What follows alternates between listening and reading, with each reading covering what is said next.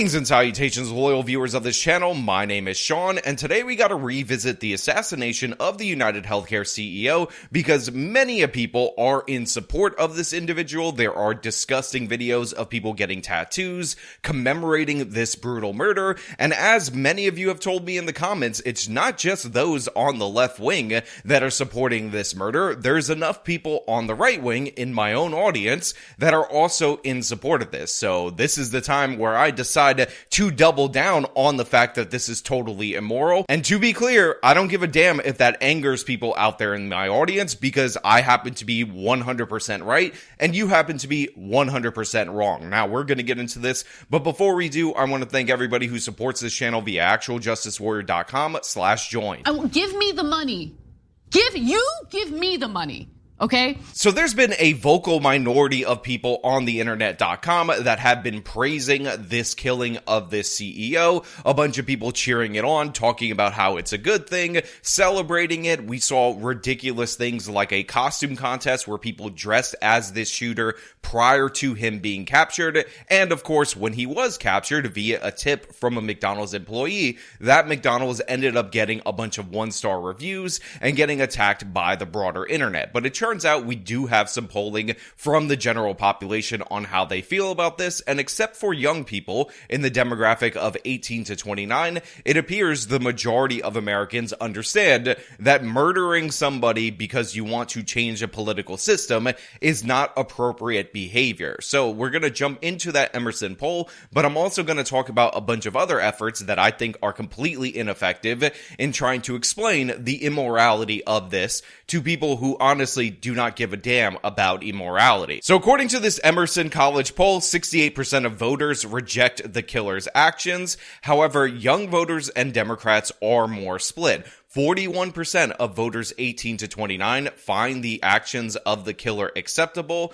24% say somewhat acceptable, and that breaks down to 24% somewhat acceptable and 17% to completely acceptable. While 40% find them unacceptable, 22% of Democrats find them acceptable, while 59% of them find it unacceptable. This compares to 12% of Republicans and 16% of independents who find the actions acceptable, underscoring the shifting societal attitudes among the youngest in the electorate within party lines, according to Kimball. Men are slightly more inclined to find the actions acceptable compared to women. 19% said the actions were acceptable compared to 14% of women. And you could actually see this spread out over a chart by age, because this is really what people are harping on. I'm not sorry to say this, but this is terrible news. It is a blight on the morality of young people in the United States of America. And like many of things that we discover throughout the polling of the citizens of this country, it turns out that the people least negatively impacted by the health insurance system,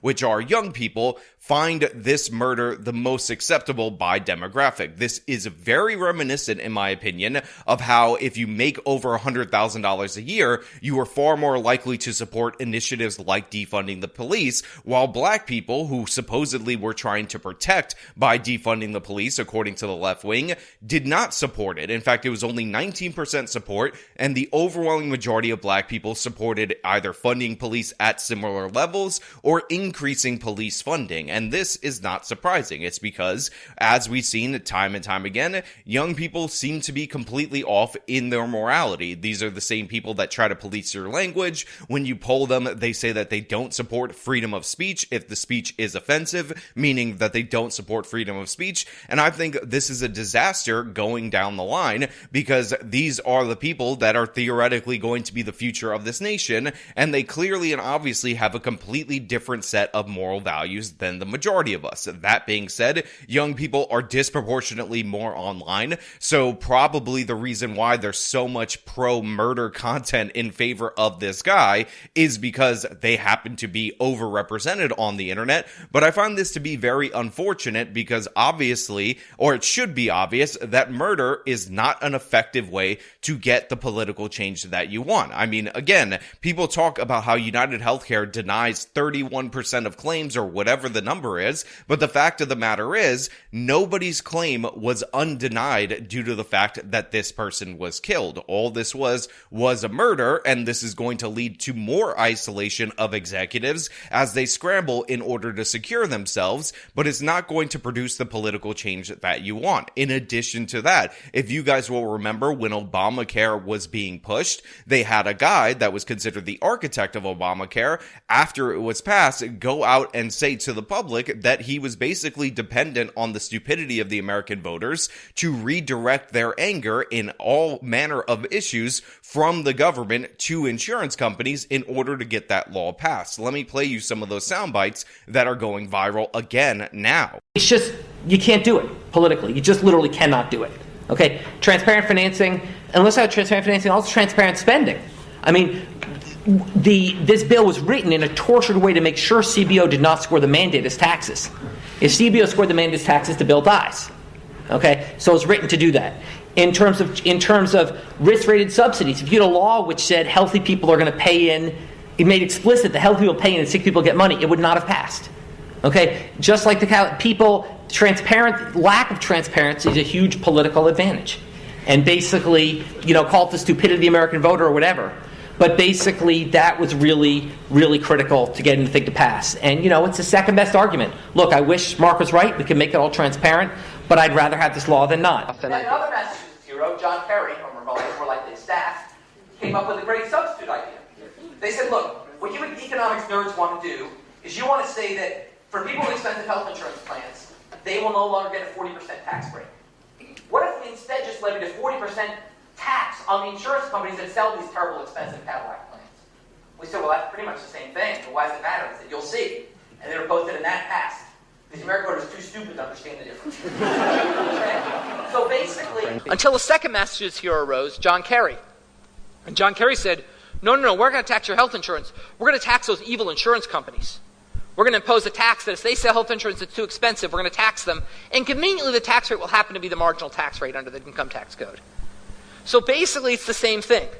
We just tax the insurance companies. They pass it on higher prices. That offsets the tax break we get. It ends up being the same thing. It's a very clever, basic exploitation of the lack of economic understanding of the American voter. Look, I hate to agree with somebody like that you can rely on the stupidity of the American voter to redirect your anger to inappropriate places. But the fact of the matter is, what he said is at least proving out to be true among the younger demographics who are fully on board with this murder despite the fact that it doesn't accomplish anything, and clearly and obviously this was not self-defense in any way. Now, there are a bunch of different articles that talk about how this Minnesota man who became the CEO, Brian Thompson, grew up on a farm and he worked his way up to the CEO, and you compare and contrast that to Luigi Mangione, who grew up incredibly wealthy, incredibly privileged, but honestly, I don't think these are effective arguments, because the fact of the matter is a lot of people are anti-health insurance companies, anti-United Healthcare,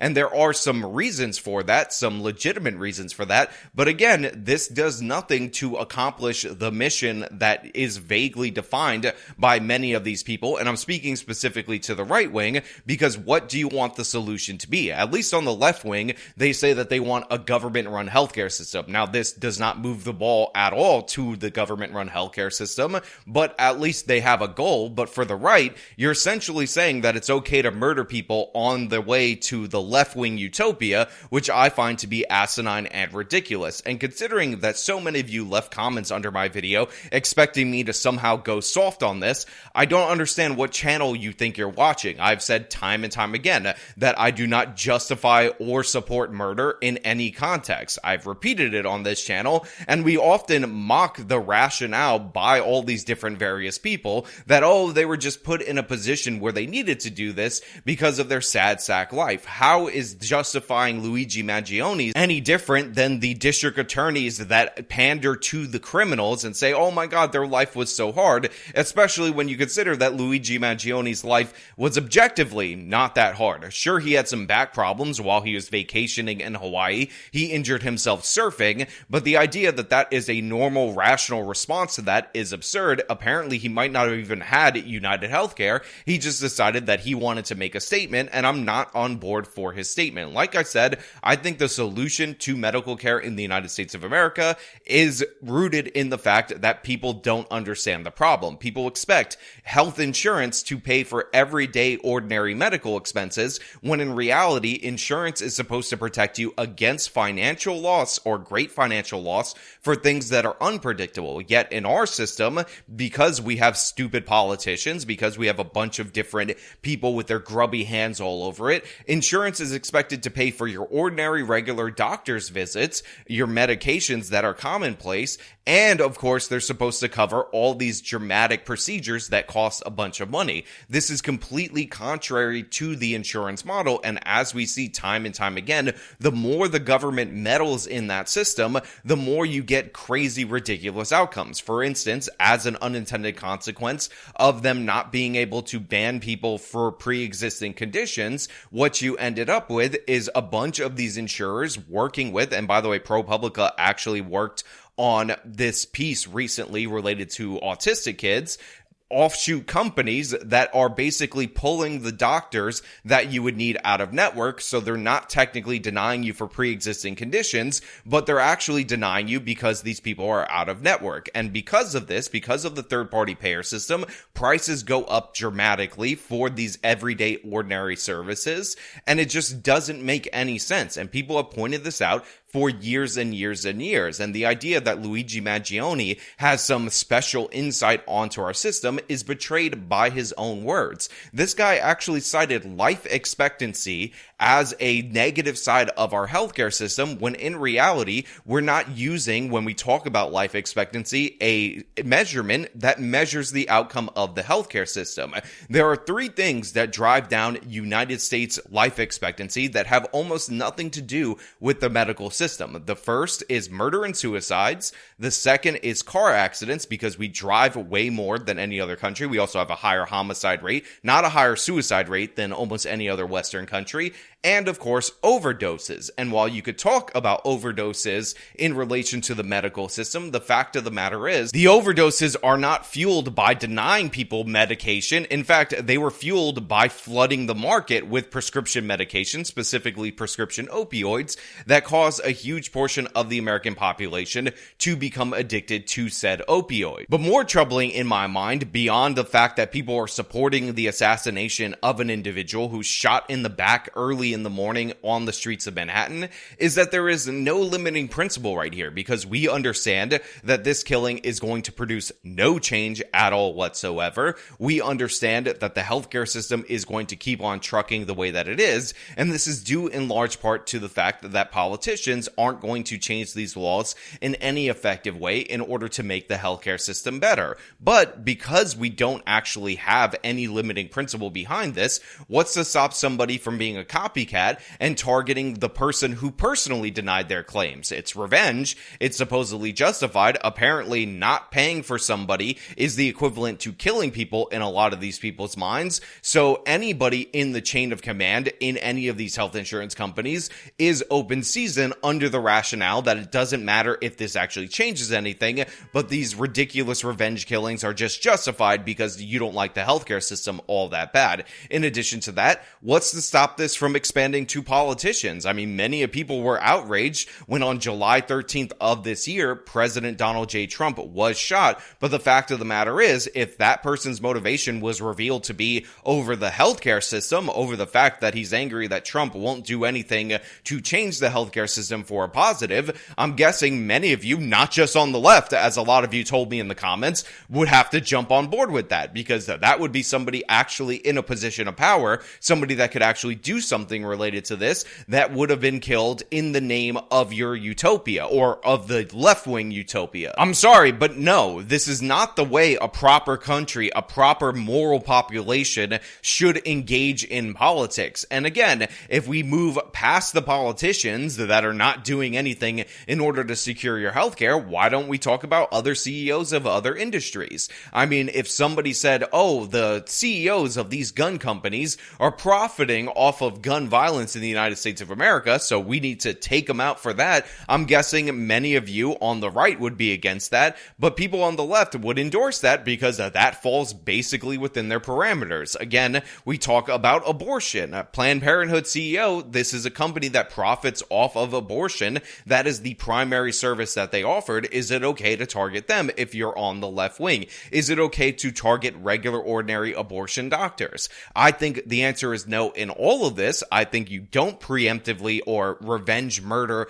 anybody in order to try to produce the political change that you want. But for some reason, this is a hard pill to swallow, pun intended, for many of you out there, even in my own audience. Announced that Luigi Mangione, the defendant, is charged with 1 count of murder in the first degree and 2 counts of murder in the second degree, including 1 count of murder in the second degree as an act of terrorism for the brazen, targeted, and premeditated shooting of Brian Thompson, who, as you know, was the CEO of United Healthcare.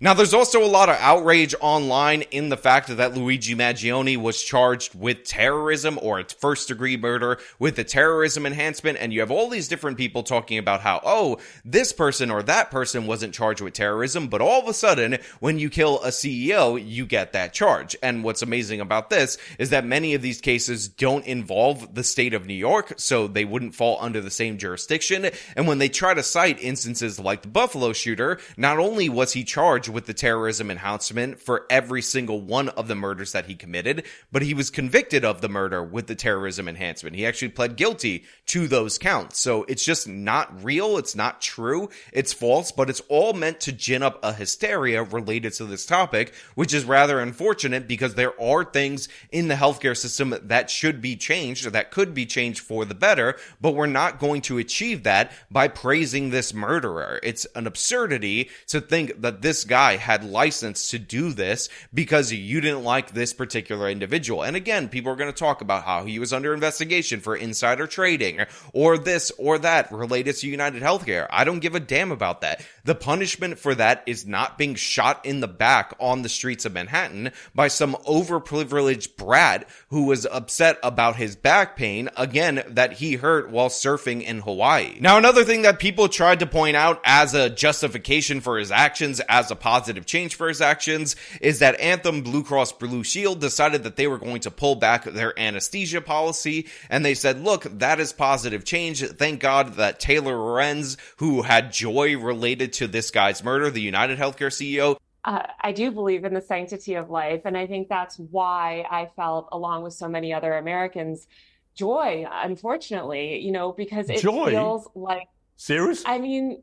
Joy in a man's execution? Maybe not joy, but certainly not empathy. Tweeted out her name and face so that she could be targeted, but the fact of the matter is, that was also stupid. You see, as highlighted in my previous video, the reason that Anthem Blue Cross Blue Shield was trying to put this restriction on anesthesia is because the Center for Medicare and Medicaid Studies, which by the way is a government-run institution, also was coming after the anesthesiologists due to the fact that they were overcharging by their estimation for their services. And in fact, one of the tricks that they would use in order to charge you, the regular individual, is that you would go to an in-network surgeon. You would get your procedure and think that it's 100% covered. But during the course of your surgery, they would have contracted out an out-of-network anesthesiologist who would then end up coming in, and then your insurance and you would end up having to fight over who was going to pay for it. So what they tried to limit in this particular instance, what Medicare and Medicaid tried to limit before them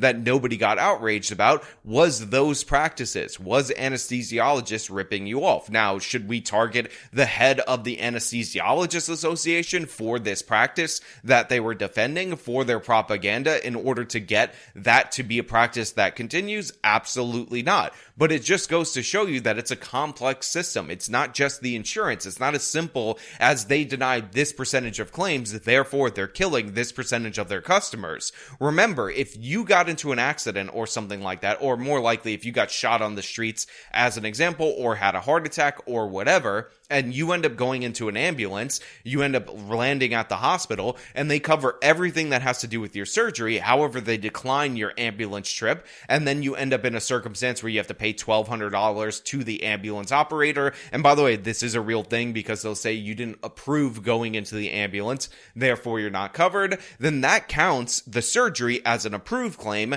and the ambulance ride as a declined claim, and 1-to-1, that's 50-50 for you that they declined and approved your claims. Now, those aren't equivalent, and to be 100% clear, there are many an instance where they don't cover the important stuff and they do cover the unimportant stuff, but it goes to show you that a quantitative measure of declines versus non-declines is an imperfect measure of the effectiveness or of the criminality of United Healthcare or any health insurance company. Look, fundamentally, there are two directions that we have to go to in terms of medical care in the United States of America. One of those directions is the government-run system that many countries across the world have some version of, although they vary significantly, or we can go to a system where insurance actually functions as insurance. It is meant to protect you from catastrophic financial loss for major medical issues, but most of the ordinary expenses, your physicals and all that, you pay out of pocket, you shop around, you find price transparency, and these are the only two ways that we can have a sensible system. It is our hybrid system that creates all these different problems for average everyday people, because all of a sudden insurance is covering you from cradle to grave, or at least cradle to Medicare, and that just doesn't make any sense because that's not how insurance companies are supposed to function. They're not supposed to cover you for ordinary, regular, predictable expenses. They're supposed to cover you for the extraordinary, the surprise expense, to insure you against financial loss. But again, we can have conversations about the healthcare system without actually resorting to murdering people who work in the current healthcare system. And that's really the point and the reason why I'm so angry at all of these people pandering to their audience's hatred and anger and all that, because what this is going to result in is people attempting to be copycats. And one of the things that I find absolutely disgusting is all these different various creators who definitely 100% will never go out and act out what they advocate for in the real world, but they set the most vulnerable, the most mentally unstable members of their audience up for failure to throw their own lives away, even though they have no intention of ever doing anything similar themselves. So yeah, if you hear a creator, anybody praising this guy, talking about how, well, when people aren't given a chance, this is how they have to step up. Well, this is actually worthwhile because it could result in positive change. Ask them why they don't care enough to step up and throw their own lives away like this Luigi Mangione guy did. Because make no mistake about it, nothing will change in the healthcare system because of his actions, but he will go to prison for the rest of his life. He will suffer in prison for the rest of his life, just like any other individual who tries to replicate this heinous act. And again, I will emphasize, the punishment for denying healthcare claims is not to be murdered in the streets. Not paying for somebody's issue is not the same thing as killing that person. Again, think about all the times that you saw a commercial that said just $1 a day could keep a poor African alive. Are you murdering people every time you don't give those dollars by this logic? But in reality, what is murder is murder. That's the crazy thing about this, is that the left will call everything, including words, including actions in an economy, murder, but then when murder actually happens, they somehow lose their gumption. They somehow lose their ability to have a moral stance. And look, I know I said the left, but there are some people on the right that also agree with this. And again, like I said earlier, you got to tell me the limiting principle. You have to tell me how many people have to die, have to be murdered in order to get to your better world, in order to get to your utopia. I think the answer is none. I don't think it's worth it at all, but you're making the counter case, so let's hear your stupid argument. But you know what? Those are just my thoughts. I'm sure there's a lot of people that are going to be angry that I have a clear mind on the morality of this issue, but you know what? Let me know your thoughts down in the comments below. If you like this video, show them by leaving a like, subscribe for more content, follow me on my social medias, support me via support links in the description of this video. This has been me talking about the fact that Luigi is not a hero. Stop praising him. Till next time.